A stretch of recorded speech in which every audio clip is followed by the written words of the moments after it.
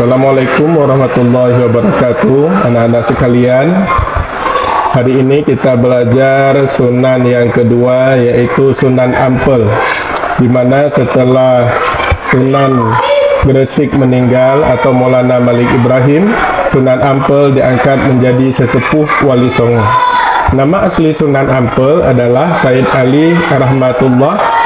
Beliau dilahirkan pada tahun 401 Masehi atau 1401 Masehi. Tempat lahir beliau adalah di Campar. Namun para ahli sejarah masih berselisih pendapat tentang di mana Campar itu.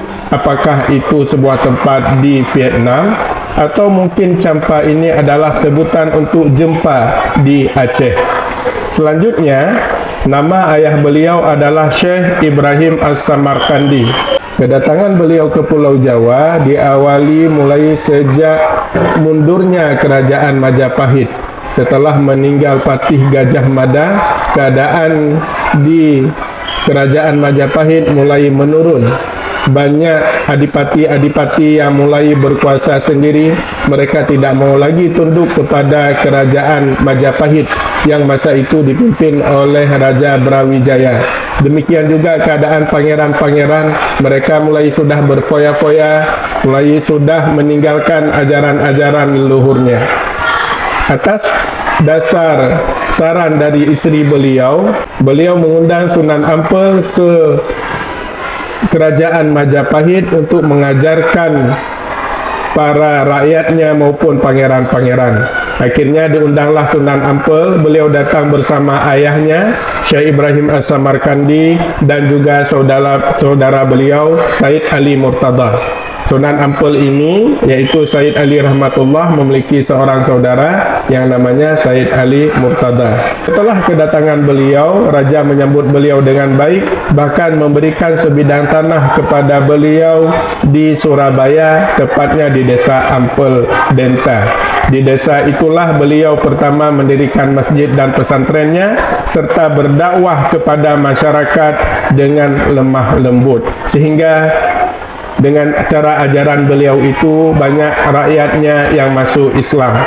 Adapun jasa beliau yang pertama adalah membentuk jaringan kekerabatan dalam menyebarkan Islam. Beliau menikahkan para pendakwah-pendakwah Islam dengan putra-putri penguasa Kerajaan Majapahit. Di antaranya seperti Raden Husein dinikahkan dengan putri Arya Baribin. Selanjutnya Syekh Waliul Islam menikah dengan putri Retno Sambodi dan sebagainya. Jasa beliau yang kedua adalah melakukan perubahan menuju tradisi yang bernilai keislaman. Sebelumnya, masyarakat Hindu melakukan pemujaan arwah yang dikenal dengan upacara serada. Akhirnya beliau mengubah upacara ini menjadi acara-acara kenduri yang sesuai dengan ajaran-ajaran Islam. Yang ketiga, beliau mendirikan masjid dan pesantren, yaitu Masjid Sunan Ampel yang beliau dirikan di desa Ampel Denta. Selanjutnya, hasil karya beliau adalah salah satu yang paling terkenal, falsafah Moh Limo. Moh artinya tidak, limo artinya lima. Artinya tidak melakukan 5 hal-hal yang dilarang, yaitu tidak melakukan judi, tidak mabuk, tidak mencuri, tidak candu, dan tidak berzina. Ajaran Moh Limo ini merupakan ajaran yang diperkenalkan oleh Sunan Ampel.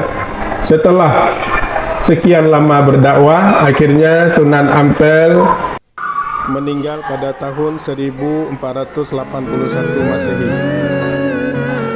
Beliau meninggal di Demak, Jawa Tengah. Assalamualaikum warahmatullahi wabarakatuh.